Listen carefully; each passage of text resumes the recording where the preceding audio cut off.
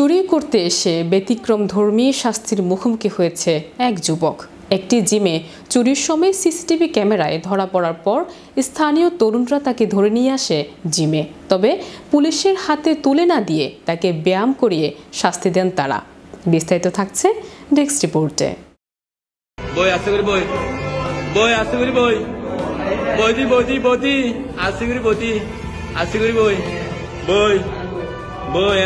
চুরি করতে এসে ব্যতিক্রমধর্মী শাস্তির মুখোমুখি হয়েছেন এক যুবক। কক্সবাজারের উখিয়ার কুতুপালং এলাকার একটি জিমে চুরির সময় সিসিটিভি ক্যামেরায় ধরা পড়ার পর স্থানীয় তরুণরা তাকে ধরে নিয়ে আসেন জিমে। তবে পুলিশের হাতে তুলে না দিয়ে তাকে ব্যায়াম করিয়ে শাস্তি দেন তারা। পরে সেই চোর 3 তলা থেকে লাফ দিয়ে পালিয়ে যায়। শুক্রবার এমন একটি ভিডিও সামাজিক যোগাযোগ মাধ্যমে ভাইরাল হয়, যা নিয়ে শুরু হয় ব্যাপক আলোচনা। নেট দুনিয়ায় ভিডিওটি ছড়িয়ে পড়ার পর বিষয়টি নিয়ে শুরু হয় নানা রকম হাস্যরস।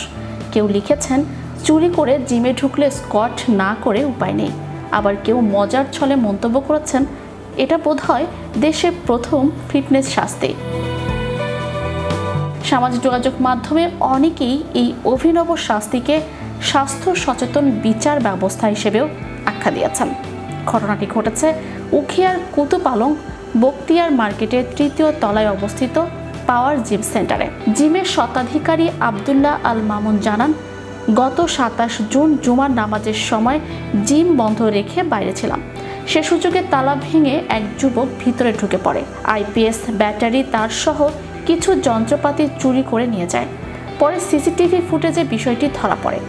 তিনি বলেন, আমরা পুলিশের কাছে যাইনি, জিমে আসা ছেলেরা নিজেরা মিলে ওই যুবকের খোঁজ শুরু করে। 9 জুলাই কুতুপালং বাজারে তাকে দেখে ধরে জিমে নিয়ে আসে। আমি তখন জিমে ছিলাম না। ছেলেদের বলেছিলাম যেন কেউ তাকে মারধর না করে, তাই তারা ব্যায়াম করিয়ে শাস্তি দেয়। জানা গেছে 4 মিনিটের মতো ওই যুবককে বিভিন্ন ধরনের শারীরিক ব্যায়াম করানো হয়। এ সময় জিমের সদস্যদের কেউ সেই দৃশ্য ভিডিও করে। ভিডিওতে দেখা যায় চোরকে স্কোয়াট, পুশ আপ সহ নানা ব্যায়াম করানো হচ্ছে।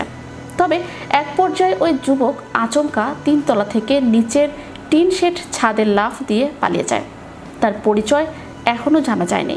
জিম মালিক মামুন বলেন, যুবকটি স্বীকার করেছে সে মাদকাসক্ত এবং নেশার টাকা জোগাড় করতে চুরি করেছে। ব্যতিক্রমধর্মী এই শাস্তির ভিডিও ভাইরাল হওয়ার পর অনেকেই ফোন করে ঘটনার বিস্তারিত জানতে চাইছেন বলেও জানান মামুন।